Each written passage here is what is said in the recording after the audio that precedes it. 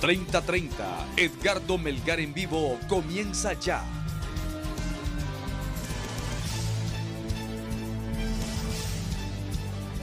Saludos amigos de 3030, gracias por estar con nosotros, gracias por su amable y gentil sintonía la noche de hoy. Vamos con la noticia de última hora, es una noticia a nivel internacional. Prácticamente ya es el virtual ganador de las elecciones, como lo anticipaban todas las encuestas durante todos estos primeros 6 meses del año, incluso desde el año pasado. Andrés Manuel López Obrador, que por tercera ocasión lanzó su candidatura presidencial, es el virtual ganador de las elecciones presidenciales en México. Andrés Manuel López Obrador es líder de una coalición de partidos de izquierda, asume la presidencia de México al derrotar al candidato de una coalición también de partidos de izquierda y derecha, Ricardo Anaya, y al candidato del PRI, José Antonio Meade, y al candidato independiente Jaime Eliodoro Rodríguez Calderón, conocido como el Bronco. Hasta el momento, datos oficiales del Instituto Nacional de Estadísticas de México. 42.21% para Andrés Manuel López Obrador, 31.29% para Ricardo Anaya y 17.84% para José Antonio Meade y Jaime Eliodoro Rodríguez con apenas 0.588% de la votación.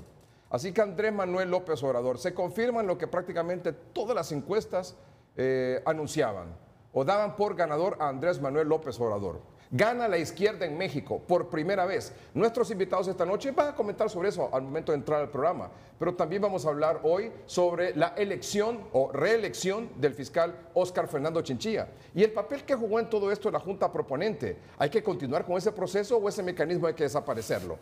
Esta noche aquí con nosotros, don Omar Rivera, importante dirigente de la sociedad civil en representación de la Sociedad por una Sociedad Más Justa, Asociación por una Sociedad Más Justa. Omar Rivera, gracias por estar aquí. Contento de estar en su programa, Edgardo. Carlos Hernández, director para Honduras de Transparencia Internacional, director de ASJ, Asociación para una Sociedad Más Justa. Don Carlos, gracias por estar aquí. Un gusto, Edgardo. ¿Gana la izquierda en México? ¿Su primera reacción?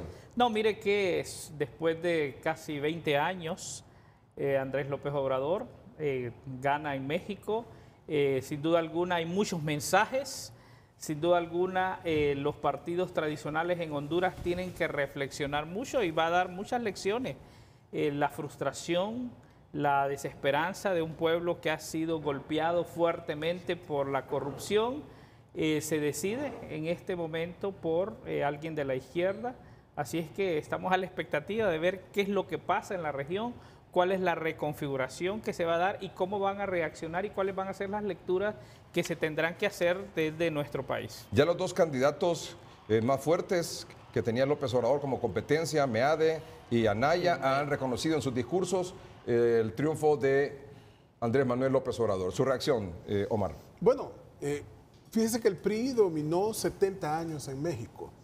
Luego vinieron 12 años del PAN y 6 años más del PRI. Estamos hablando de 88 años en donde la derecha dominó la escena pública en México y el poder de esa nación de casi 140 millones de habitantes. Hoy la izquierda aprovechó el hartazgo por parte de los ciudadanos y no solamente ganó la presidencia del gobierno mexicano, sino que también gana el Congreso y varias gobernaturas. ¿De qué manera nos puede llamar la atención esto que ha ocurrido en México, aquí en Honduras y principalmente a los partidos políticos tradicionales, Partido Liberal, el Partido Nacional, bueno, Libre también, claro, y ahora este nuevo partido político nuevo de Salvador Narrala, Salvador de Honduras?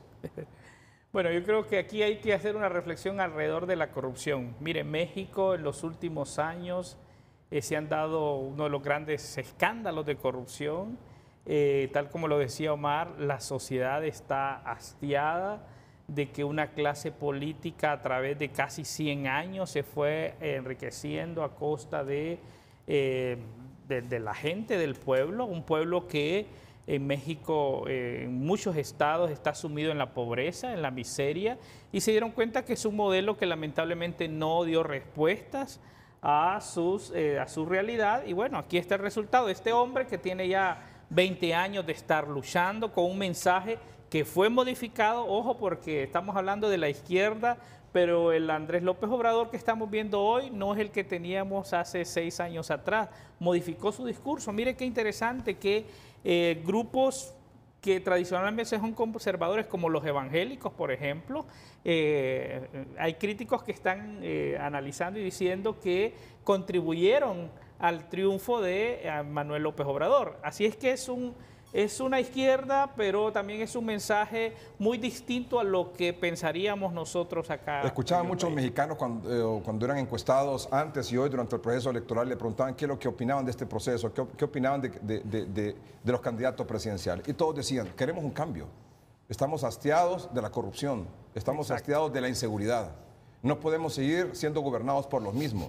Queremos un cambio. No, y algo que destaca dentro de la conducta de Andrés Manuel López Obrador es que su discurso siempre tuvo un enfoque hacia los grupos colocados en situación de vulnerabilidad, particularmente a favor de los más pobres. Cuando él fue alcalde de la Ciudad de México, implementó una serie de programas dirigidos a la mujer, al ciudadano de la tercera edad, a los indígenas.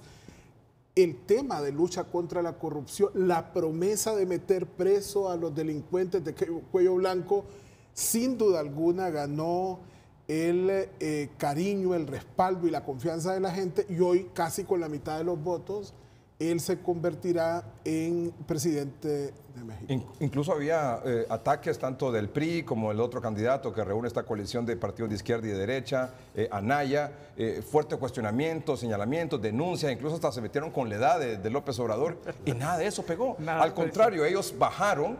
Ese es un dato interesante también para los candidatos presidenciales. El ataque ya no surte tanto efecto como antes.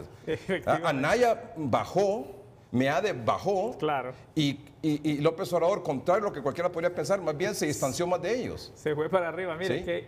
Qué interesante. Cuando empiezan a ver los bienes, los recursos, por ejemplo, de cada uno de ellos, interesante este hombre que se ha mantenido en la política por los últimos 20 años, por lo menos aspirando a la presidencia, pero al final no tiene nada. O sea, no tiene cuentas bancarias, no usa tarjeta de crédito. Entonces, ese tipo de cosas al final pareciera ser que pegó al ciudadano, a la gente pobre de México, y bueno, y se identificó con ese mensaje de cambio, de apoyar a los grupos vulnerables. Ahora, con más razón, entonces ahora es la tercera elección, la tercera es la vencida para Manuel López Obrador. La tercera es la vencida. O sea, ahora, y la esperanza, la expectativa que ha creado, porque al final los políticos venden eso, expectativa, esperanza, el compromiso es mayor.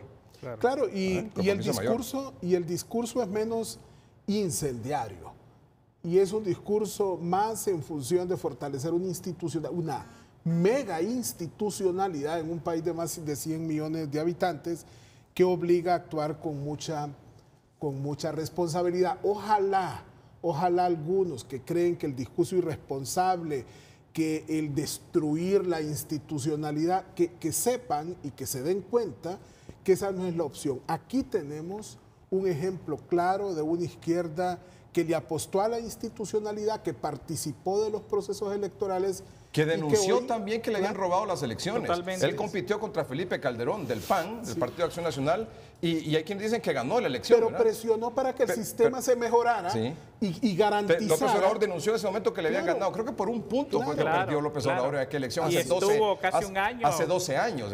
Incluso hasta quiso formar un gobierno paralelo. Pero presionó y después para perdió contra el PRI, el actual presidente. Pero presionó para que las reglas del juego cambiaran. Para que la institucionalidad electoral se volviera... Hay muchos mensajes alrededor de eso. El discurso de él, el discurso de la oposición. ¿Cómo decía usted que se transformó él en una izquierda que primero lo relacionaban con Venezuela, con el chavismo, con el socialismo del siglo XXI, pero ahora es un discurso moderado, ¿no? Totalmente, y aún sus mensajes. Mire, temas tan conflictivos en una sociedad mexicana donde hay un gran porcentaje de población católica, por ejemplo, el mensaje de los grupos LGTBI o de otro tipo de mensajes que normalmente son parte del discurso. Él tuvo un discurso bastante moderado y él, cuando le preguntaban de eso, él siempre decía, no, eso va a ir a consulta y al final será el pueblo el que va a tomar una decisión sobre esos temas. Así es que yo creo que hay muchos mensajes. Uno que sí es bien claro, que él desde la oposición le apostó al fortalecimiento de la institucionalidad y ahí están los resultados.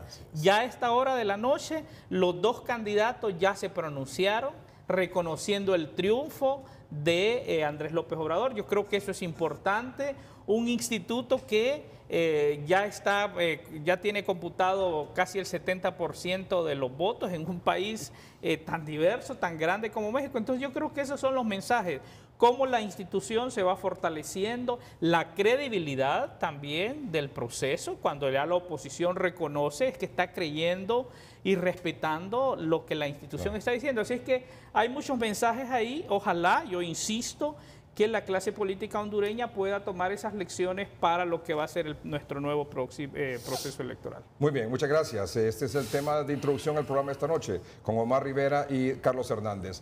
Vamos a hacer un corte comercial, pero antes mostremos en pantalla cómo quedó, que es el tema de esta noche aquí en el programa, cómo quedó la votación para reelegir a Óscar Fernando Chinchilla como fiscal general de la República. Como usted sabe, el Congreso Nacional, por una mayoría de 88 votos, decidió reelegir al fiscal general Óscar Fernando Chinchilla y elegir al fiscal adjunto Daniel Cibrián. Deben asumir su nuevo periodo para 5 años el 1 de septiembre próximo. Se abstuvo un diputado, 38 votaron en contra, 1 no votó, estaban los 128 diputados presentes. Vamos a hacer un corte comercial. El análisis sobre esa reelección, pero también el análisis sobre el tema que mucho tuvo que ver en este asunto de la elección del fiscal general y el fiscal adjunto, lo de la Junta Proponente. Me parece, y es una opinión creo que de muchos conciudadanos, que este proceso al final fue una farsa. No por quienes lo llevaron a cabo, no, sino que porque si ya había una intención de hacer la reelección por distintas razones, y sobre todo por los resultados del Ministerio Público, al frente de Óscar Fernando Chinchilla. ¿Qué necesidad había de exponer a tanta gente, a tanta cosa, en este proceso que al final fue fallido? Vamos a un corte comercial y regresamos.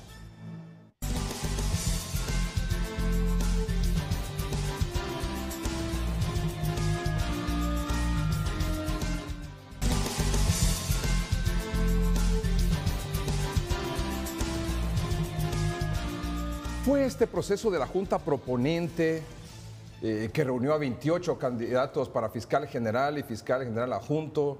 ¿Fue una farsa? ¿Fue un proceso fallido? ¿Fue un mecanismo que diríamos está colapsado, en el que más bien proliferan los intereses políticos o intereses personales o intereses de grupos para meter y quitar a uno?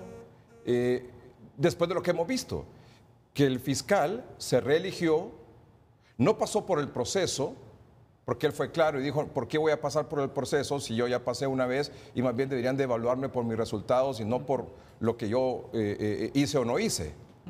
Entonces, la pregunta es, si se iba a reelegir al fiscal, si ese era el objetivo final, ¿por qué pasar por ese proceso que la gente considera que fue una farsa? Bueno, primero, Edgardo, decirle, no estoy de acuerdo con la expresión de que fue una farsa. Yo creo que hay que ver todo el contexto y por qué surge la Junta Proponente.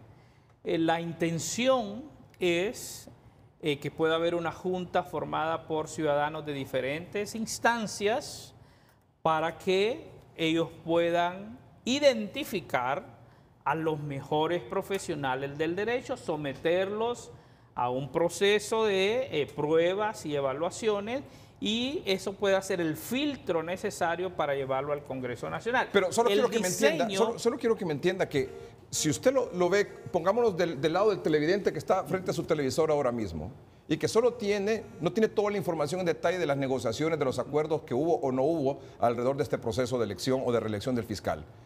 ¿Qué es lo que sabe esta persona que está al otro lado de la televisión? Bueno, que el fiscal dijo hace 3 meses, 4 meses, que no estaba interesado en reelegirse. Uno, bueno, se hace la convocatoria, se autoproponen, se proponen candidatos, al final son 28 y se inicia todo este proceso. Pruebas psicométricas, pruebas económicas, evaluaciones psicológicas, no sé, y el polígrafo, entre otras cosas. y se exhibe gente que están denunciados supuestamente por X o Y motivo, no se detalla por qué están denunciados. Entonces el televidente o el ciudadano que ve esa noticia no sabe exactamente por qué está denunciada tal persona, se le exhibe, luego se le deja fuera del proceso, se manda una nómina al Congreso Nacional, la nómina se propone, se va a la basura, todo ese trabajo de 2 meses y al final se reelige al fiscal.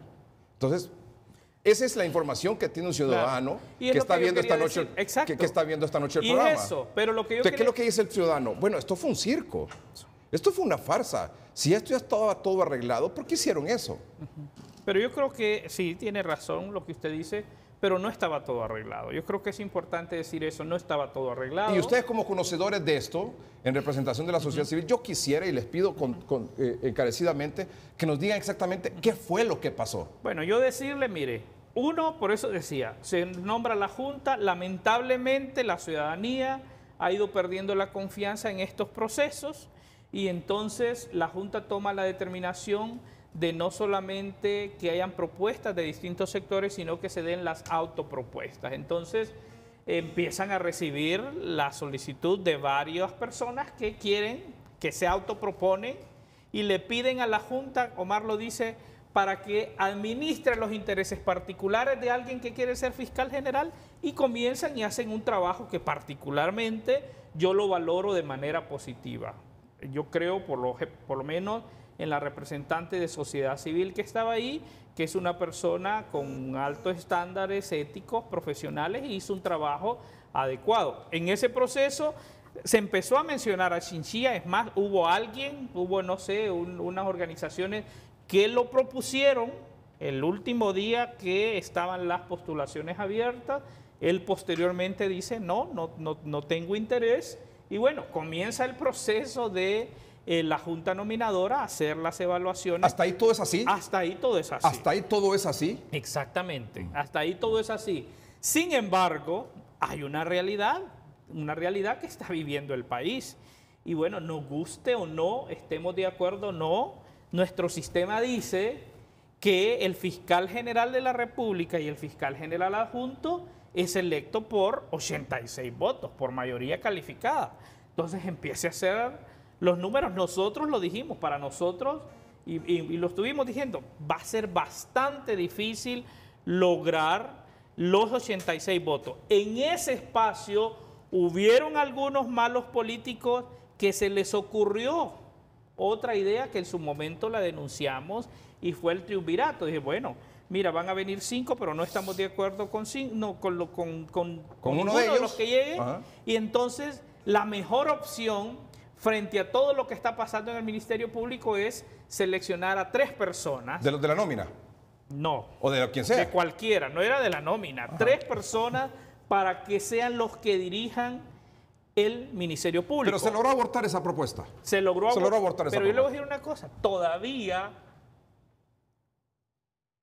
la semana pasada estaban pensando en esa opción. Había gente en el Congreso Nacional que estaba pensando en esa opción. O sea, le estoy diciendo, 2 días antes de que votaran todavía había gente en el Congreso Nacional pensando en esa opción. Lo cual, desde nuestro punto de vista, y lo denunciamos, hubiese sido un daño enorme que se le hubiera dado a ese país. Por eso es que al final nosotros celebramos que el Partido Liberal, que me parece que asumió una posición muy coherente con el país, asumió esa posición de respaldar este proceso. Bueno, entonces avancemos. El fiscal dice que no va por la reelección, se integra esta junta proponente, se establece el reglamento, hay autopropuestos y hay propuestos por organizaciones.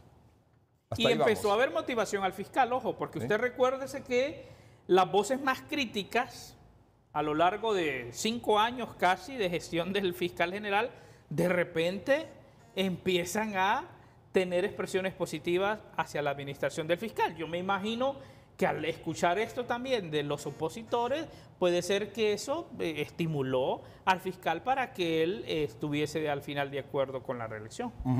Entonces, ¿en qué momento el trabajo de la Junta Proponente se va a la basura y se reelige a... Cuando llega al Congreso y no encuentran los 86 votos, el Congreso Nacional dice, mira, aquí están, esta es la lista, el Partido Liberal, y yo creo que desde la perspectiva política era normal que dice, mira, si aquí hay 5, en este sistema que tenemos, fácilmente se identificaba que de los 5 habían 3 que eran de afiliación nacionalista y 2 liberales. Y uno de ellos que iba a ser el fiscal general de la República. Y 2 liberales que no necesariamente eran 2 liberales activistas del partido, con una trayectoria. Y podían al ser final, simpatizantes, pero exacto, no entonces el Partido Liberal partido. creo que toma una decisión y dice, no, si vengo y apoyo a esta lista, entonces eso, lejos de contribuir a fortalecer mi partido, que está siendo que fue fuertemente afectado en las elecciones pasadas, no voy a votar por eso, porque si yo voto por esas propuestas, es como que me esté poniendo del lado del Partido Nacional, que, bueno, me han estado cuestionando históricamente, decir que yo estoy haciendo una maridaje con el Partido Nacional. Así es que se va a votación y no se encuentran los 86 votos necesarios. Ese es nuestro sistema. Independientemente de que ese sea nuestro sistema, ¿esa es la realidad de lo que ocurrió? Bueno, esa es la realidad de lo que pasó. No fue algo planificado de decir, hey, hagamos este proceso de Junta Proponente, exhibamos a estos 28 candidatos, les decimos que esto van a hacer. Es más, llegó un momento en el que el presidente Hernández, el presidente del Congreso, el presidente de la Corte tenían su candidato, ¿sí o no? Claro, sí. ¿Sí o no? Sí. Tenían su candidato. Pero, Edgardo, ¿sí o no? Entonces, tenemos que creer que fue así, que este proceso de la Junta Proponente, en efecto, con sus bemoles, con sus errores o no. Porque no llegaron las personas, mire, es que solo llegaron 28 personas, solo 28 personas se postularon. Esa es la cosa. O sea, se reelige al fiscal, ¿por qué? Porque no tenían 86 votos para cualquiera de la nómina. Pero no, se elige al fiscal porque el plan original que algunos grupos políticos tenían no se consumó.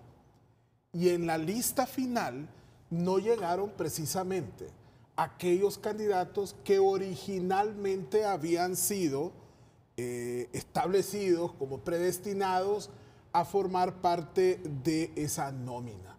En el camino fueron valorando la posibilidad de un triunvirato interventor que fue boicoteado, no solamente por organizaciones de sociedad civil, sino por otros sectores del país, y estaban ante el dilema, los partidos políticos, de elegir entre 5 candidatos grises o la alternativa de darle continuidad al trabajo del fiscal general, que era muy bien valorado aquí en el país y en el extranjero. Y algunos socios naturales del Partido Nacional, como el Partido Liberal, no estaban en la disposición, como decía Carlos, de apostarle a un candidato que no fuera bien recibido por la mayoría de la población. Entonces, si no fue una farsa, sino que este proceso se realizó con todos sus errores, pero que era parte de lo que efectivamente debía ocurrir, porque así lo establece el sistema, ¿debemos de continuar con este proceso de Junta Proponente? No, yo creo que... Estamos hablando de aquí a 5 años. Totalmente. Como lo mismo, pero por ejemplo, de esta Junta Nominadora para los magistrados. Pero no debemos de esperar 5 años. Mire, yo creo que este proceso, este modelo tiene que sufrir cambios. Y entiendo que ya el presidente de la Corte también lo mencionó. Es un modelo que fracciona la sociedad civil, por ejemplo. Usted vio que a pesar de que la representante de sociedad civil fue electa en una asamblea de, entiendo, casi 200 organizaciones, inmediatamente después salió un grupo de la sociedad civil a impugnar, a cuestionar, y bueno. No, pero y además luego que se otros presta, sectores, don Carlos, se presta para que cualquiera pueda meter a quien quiera y sacar a quien no quiere. Y es muy vulnerable, así es que hay que Ahí hay buscar... candidatos que salieron, por ejemplo, ahora mismo denunciados y lo sacaron del proceso, pero no se sabe por qué. Exactamente. ¿Fueron denunciados porque estaban ligados con narcotráfico, con el crimen organizado, o fue porque debían 5 lempiras en una pulpería? O sea, no sé. Claro, pero ¿sabe cuál es el principal problema de este sistema?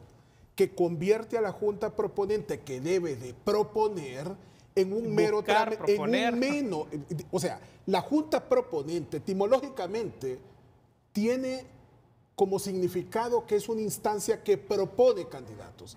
Y en lugar de proponer candidatos se convierte en una instancia tramitadora del interés particular de los autopropuestos. Entonces, la falta de empeño por auscultar, buscar y determinar cuáles son los mejores talentos del país desnaturaliza el espíritu de la Junta. Y que se hace, Omar, porque el problema era que cuando los sectores representados en la Junta proponen, la experiencia nos dice que cada quien en la Junta va a defender a las personas de su sector. Claro. Entonces ahí también se genera eso y por eso es que la Junta viene y abre y dice, bueno, no solamente vamos a proponer, sino que hay autopropuesta y ahí es donde empiezan a administrar los políticos, los cabezas, los líderes de los partidos políticos, llámese Juan Orlando Hernández, llámese Mauricio Oliva, llámese el presidente del Partido Liberal, quien quiera que sea, ¿jugaron con la Junta proponente?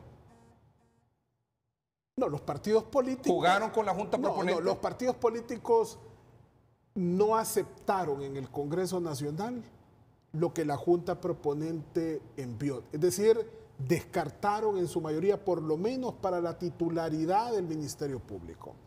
O sea, tomaron una decisión diferente para el fiscal adjunto. ¿Qué papel jugó la Embajada de Estados Unidos en esto? Vamos a un corte comercial y regresamos.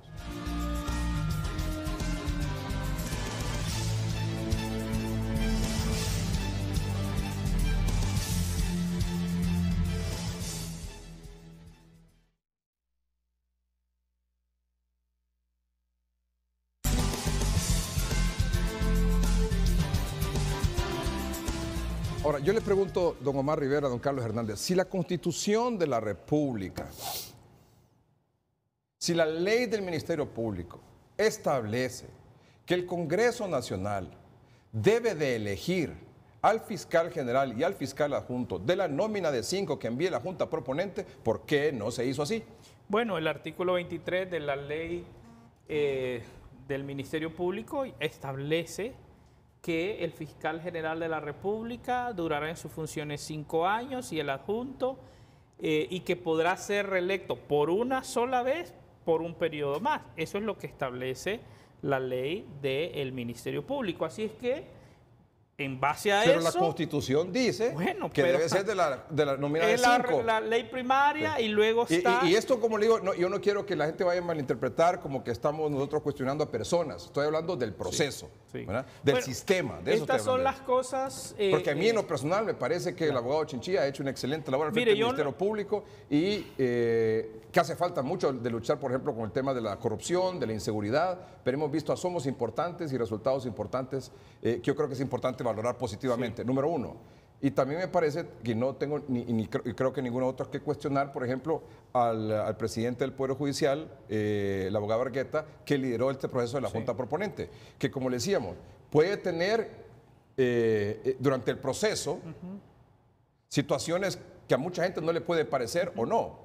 Pero ese es el sistema que tenemos actualmente. Totalmente. Y por eso estamos esta noche haciendo una evaluación de ese sistema. Y por eso yo le pregunto, si la Constitución dice que la nómina de la elección del Congreso debió haberse hecho de la nómina de 5 que manda la Junta Proponente, ¿por qué no se hizo de esa manera? Y luego la ley del Ministerio Público que dice que puede ser reelecto. Esas son las lecciones, a partir de ahí es donde se tiene que empezar a reflexionar para hacer los ajustes. Usted va a encontrar, yo no quiero entrar en el detalle porque cualquiera podría decir entonces que en base a eso que establece la Constitución de la República, que el fiscal se debe de elegir de la nómina de 5, entonces, y no se hizo de esa manera, entonces es ilegal, es inconstitucional. Hay gente, pero luego hay argumentos que establecen que la ley, yo aquí creo que veamos los distintos escenarios. Lo faculta. Por eso le digo, entonces...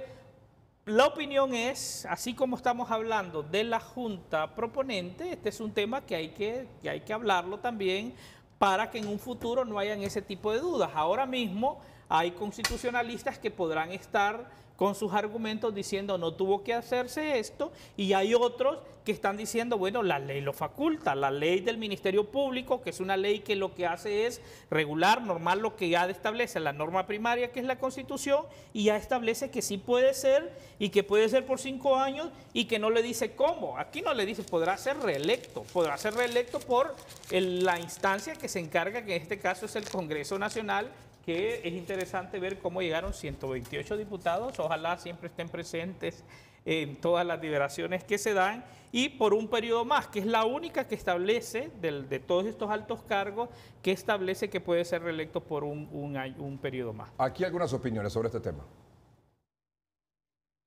Creo que el mecanismo hay que revisarlo, Mario, porque imagínese usted que Chinchilla había renunciado cuando se le postuló y queda electo, número uno. Número dos, entonces todo el proceso de los candidatos, gente que se presentó, que se fue a pruebas de confianza, entrevistas, quedó en nada porque se ratificó la persona que estaba ahí. Entonces creo que hay varias lagunas. La ley, por ejemplo, no dice... Habla de la reelección del fiscal, pero no dice, no explica el procedimiento. Se da como por hecho de que no debe someterse, pero ese tipo de cosas hay que clarificarlas. Para mí es evidente que el modelo está agotado. Recordemos que en la primera elección el fiscal Oscar Chinchilla tampoco surgió del mismo procedimiento. Entonces, 5 años después, volver a hacer lo mismo y no aprender, yo creo que solo...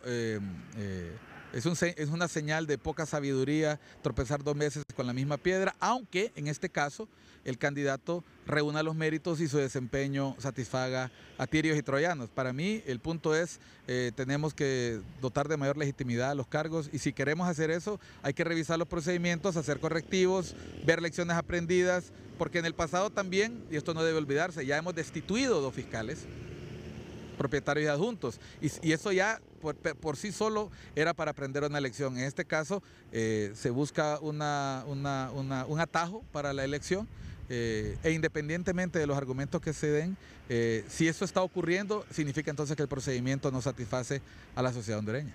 Eso está totalmente fracasado y esta era la oportunidad para que el Ministerio Público se transformara en o el nombramiento de los titulares del Ministerio Público en procedimientos verdaderamente democráticos.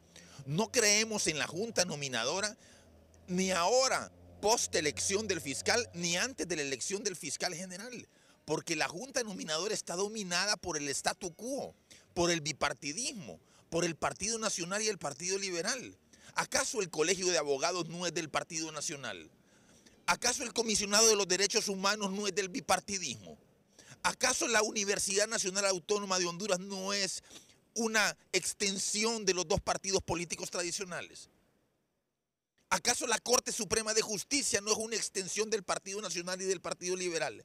Eso tiene que cambiar para que Honduras, para que se sienta al menos simuladamente que todos tenemos oportunidades, que todos tenemos derecho a la igualdad, que todos tenemos derecho a acceso a la justicia.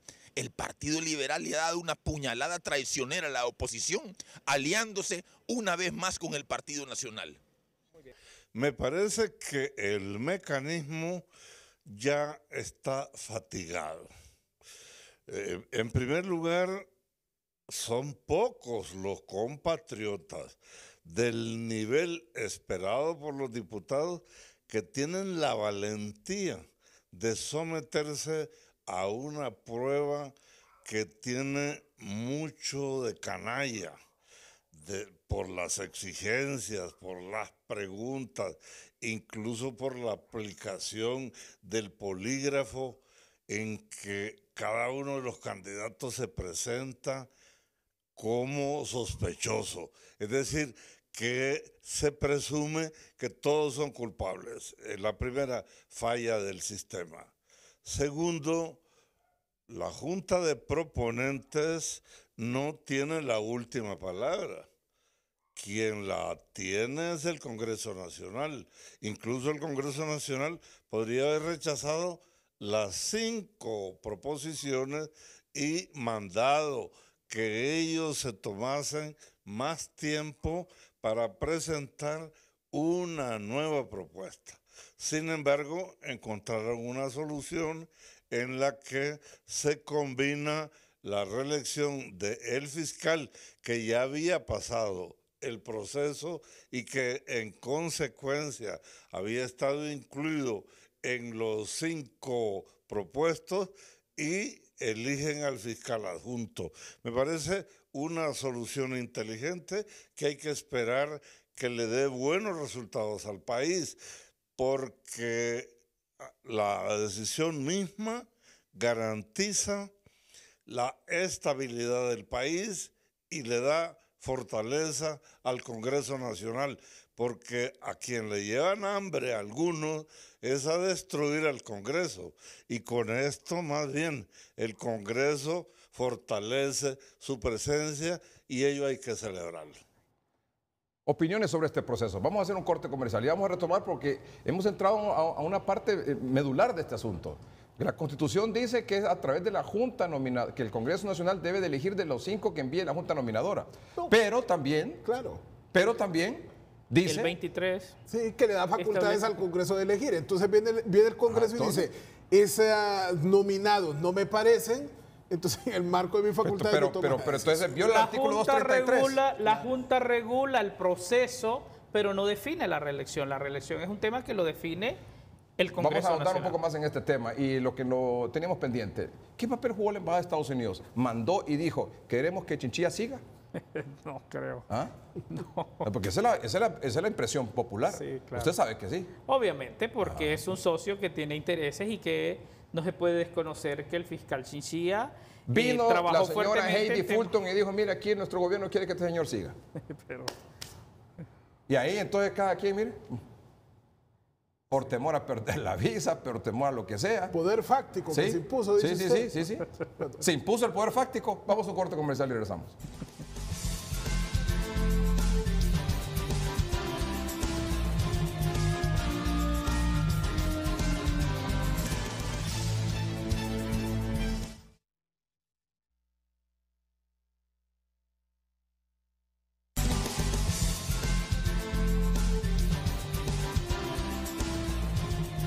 Aquí no podemos hacernos muchas bolas y no decir las cosas como son y mucho menos dejar de decir que no sabemos lo que realmente es. ¿Qué papel jugó la Embajada de Estados Unidos en la reelección del abogado Chinchilla? Mire, yo lo único que le puedo decir es que Estados Unidos ha trabajado en los últimos 5 años muy de cerca con el fiscal Oscar Fernando Chinchilla.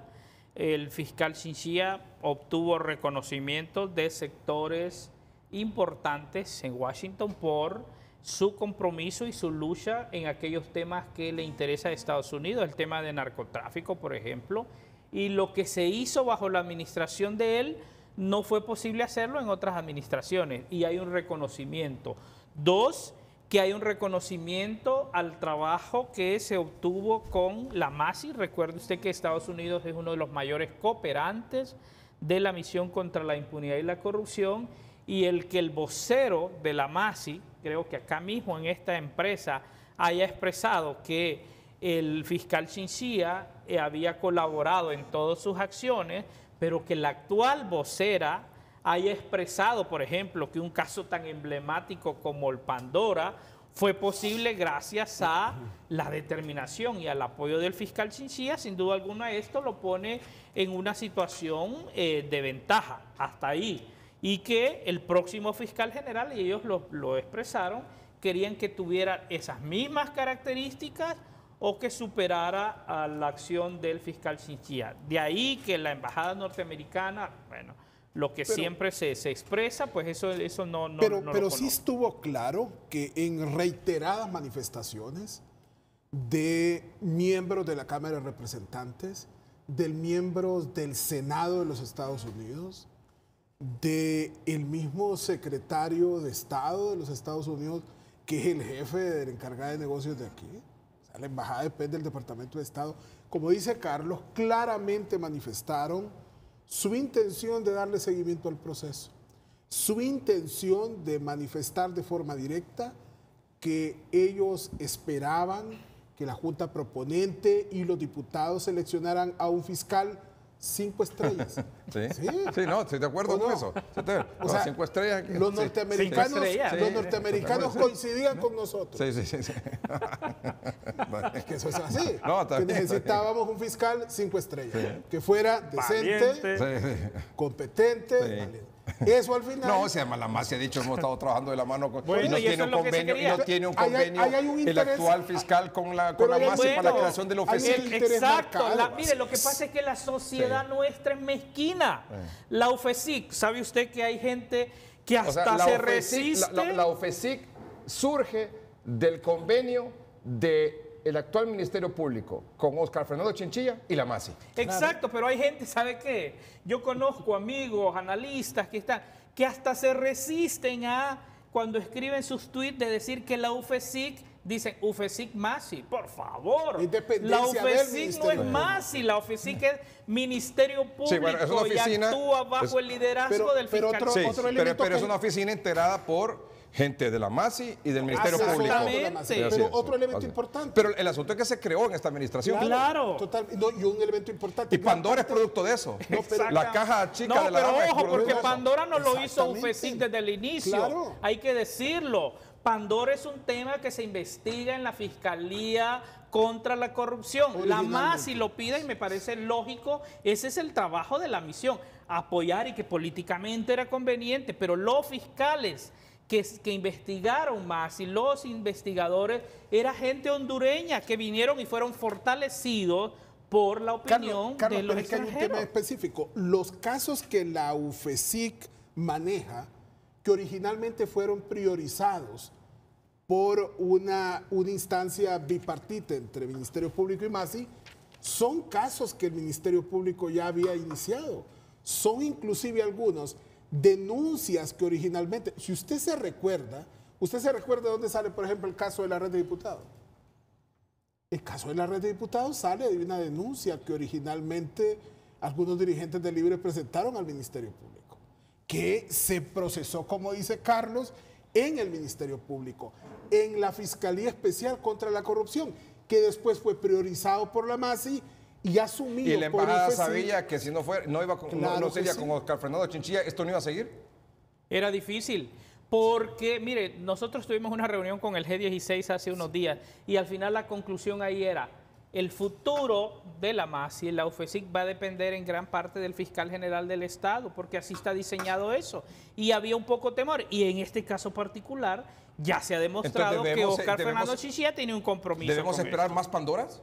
Bueno, yo espero que se siga y que se vaya procesando a todo aquel que cometió actos ilícitos, sin distingo de ninguna naturaleza. Momentito, sin distingo de naturaleza, ¿qué significa eso para usted? No significa que no importa si es político, si es empresario, si es líder del sector social, de lo que sea. Y si es que político, no importante. importa del partido político que sea. Totalmente, bueno, óigame. Y si es ¿Y político, cuál era la mayor y si- resistencia no, y si que es había político, con no Chinchilla? importa del partido político que sea, y no importa también del nivel que sea. Obviamente, mire, Así como hicimos cuando en la hacemos policía. un resumen, hay que hacer un resumen de cuáles fueron los casos que se procesaron en Honduras de corrupción y de crimen organizado, y si les pone color político, ¿de qué partido político es la mayoría? Nacionalistas. No, y hay que ir como hicimos en la policía. O sea, que usted Ya cree que arriba- muchos diputados nacionalistas votaron forzados por Chinchilla. Yo no sé, pero yo Edgardo, creo que algunos pero era algo que es difícil. importante y lo que usted Pero lo que decía, quiero decir con eso es porque a veces le ponemos color y yo creo que hay que ser justos. Aquí, mire, yo he dicho acá, yo creo que el fiscal Chinchilla hizo una extraordinaria labor. Hay temas que particularmente yo creo que se debe de avanzar y yo lo he dicho. El tema de derechos humanos, yo lo he hablado con él, yo creo que hay que modificar, hay que hacerlo. Pero aquí el problema es que hay algunos que ven estos con los lentes del color del partido y a veces son mezquinos y yo creo que tenemos problemas en No, el hay país. muchas pero cosas que mejorar, no solo con el tema de derechos humanos. bueno, también, yo ¿verdad? menciono eso, pero lo que quiero decir es que hay que tener la capacidad de reconocer, óigame, Así es. porque aquí parece que todo lo público Pero es no importante- es malo y eso no es cierto. Pero es importante reconocer también, que algunas cosas sean... Mire, aquí, por ejemplo, pensar que hasta hace algunos meses se iba a proceder en contra de una ex primera dama, eso era impensable. Pensar que se iba a proceder contra los diputados era impensable. Hoy que se ha transitado, aunque sea un pequeño tramo de ese camino, yo creo que es importante acompañar y decir que vamos por el adecuado sendero, porque si no, se está dando la imagen, Edgardo, de que no se está caminando por la ruta correcta. Y la elección del actual fiscal es una ratificación del respaldo de nuestra clase política a ese trabajo que se ha hecho. Y yo creo que No, dentro de respaldas un poquito, No, como- pero dentro bueno, de la espada de la pared, pero, ¿verdad? Edgardo, pero dentro de las imperfecciones de la forma Claro. como se haya hecho. Sí. Y aunque algunos hayan ido ahí con el brazo torcido, Sí. y a regañadientes. Sí.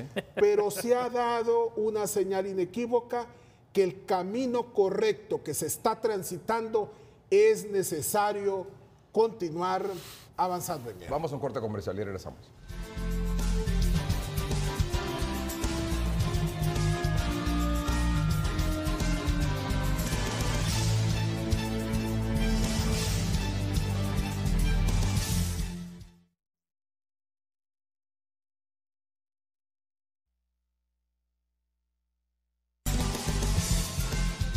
Tres cosas para cerrar el programa rápidamente. La primera es que lamentablemente debemos informar que ha fallecido el colega periodista don José Ochoa Martínez a la edad de 75 años de edad.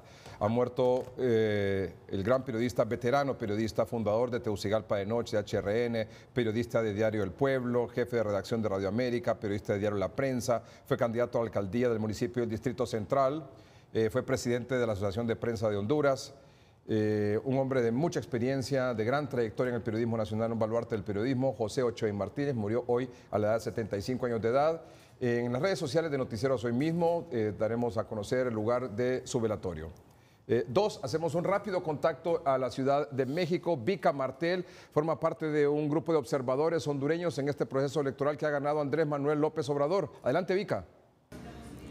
Hola, muy buenas noches. Edgardo Melgar, desde aquí de la Ciudad de México. Me comunico con ustedes para informarle cómo ha ido el proceso electoral en esta jornada de 1 de julio, en la que los mexicanos decidían quién iba a ser su nuevo presidente para el próximo sexenio. Hemos estado en distintos centros electorales y definitivamente hemos podido comprobar que ha habido una masiva asistencia de votantes a las urnas desde tempranas horas. La necesidad de un cambio era lo que más prevalecía en los comentarios de las personas. Desde los días anteriores hemos podido observar que el ciudadano mexicano siente una desesperanza, quería un cambio y lo ha ido manifestando poco a poco en estos días previos. Pero sin embargo, hoy en la jornada electoral ha sido masiva la asistencia a las urnas. Podemos destacar que ya el INE ha dado un primer conteo y hay una clara mayoría del candidato de Morena, Manuel López Obrador, y definitivamente la diferencia va a ser de más de 2 dígitos. Creemos que como países latinoamericanos el reto es enorme. Han habido algunos que otros problemas que definitivamente hay que superar. Como hondureña creo que hay mucho que aprender, pero también tenemos otras cosas que podemos resaltar, como el tema de los centros electorales, que en Honduras se maneja de una forma muchísimo más ordenada. Podríamos seguir hablando muchas horas más sobre lo que ha sido este proceso, pero en definitiva el mexicano hoy ha dicho no a la corrupción, es lo que más ha primado, no a los mismos, y queremos un cambio. Gracias y nos vemos pronto en Honduras. Muy bien, muchas gracias. Vika Martel forma parte del grupo de observadores hondureños en este proceso electoral de México, que como lo comentamos al inicio, informamos y comentamos al inicio con nuestros distinguidos invitados, ganó la izquierda Andrés Manuel López Obrador para un periodo de 6 años. Bueno, terminamos el programa. Gracias por haber estado con nosotros. Concluye, sí, lastimosamente. Concluimos diciendo, entre otras cosas, que este sistema no puede seguir. Totalmente. Y que hay una contradicción. El 233 de la Constitución de la República dice que el Congreso debe elegir de una nómina de 5 que envía la Junta proponente. No se hizo así. Se hizo en base a la ley del Ministerio Público que dice que puede ser reelecto el fiscal. Algo hay que hacer. ¿Están de acuerdo? Totalmente. Yo creo que se tomó una buena decisión. Esa es otra cosa. En reelegir al fiscal general. Ese es otro punto. Y que las reglas Lo que yo cuestiono es el sistema. Hay que regular cosa que genera dudas. El sistema. Y las reglas del juego tienen que adaptarse. Si es necesario modificar la ley del Ministerio Público y la Constitución de la República, no solamente para elegir al fiscal general, sino a los altos cargos que dejan siempre sin sabores para algunos, hay que hacer. La Comisión de la Verdad ya el 2010 ya nos había dicho que era necesario una modificación o una ley especial para la selección de estos altos cargos. Yo creo que hay que retomar eso y no hay que esperar 5 años después para que en un próximo proceso podamos ir y todos podamos estar tranquilos. En el con la marco decisión del que se diálogo haga. se puede empezar a colocar ese tema como algo importante. Don Carlos, don Omar, gracias por estar con nosotros. A ustedes gracias por su atención. Buenas noches y que estén bien.